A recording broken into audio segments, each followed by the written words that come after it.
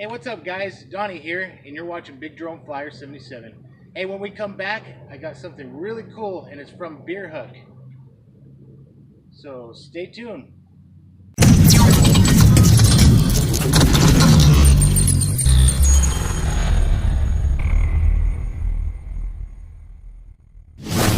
Hey, welcome back, guys.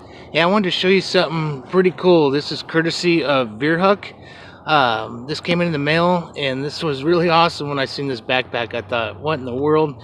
I knew something was coming, but I didn't know this whole package was coming here. So let's just open it up, and I want to show you real quick here.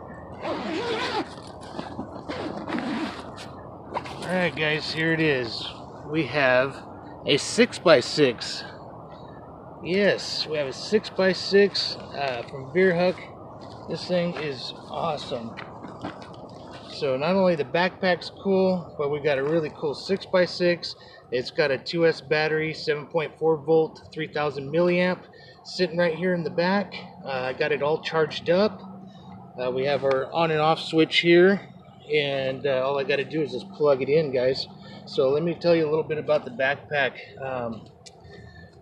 We got our charger, so to charge the port there, and we got our manual, and in here you got spare parts like A-arms and some pins, some metal gears. You got your tire tool there to tighten up the lug nuts, and a couple Allen wrenches to take the body off. You got this little key set. Let me see if I can get this focus in here. There's a little key set in there. So these little keys right here actually go to the controller, which I went in there and turned it up to the red notch, which puts it in full power. So that way, you know, you're gonna hit the maximum that this buggy / truck can do here. So the other cool thing is, when I was opening this up, and it was unexpected, is I found this tool set in there, which was really cool. So you got a screwdriver set.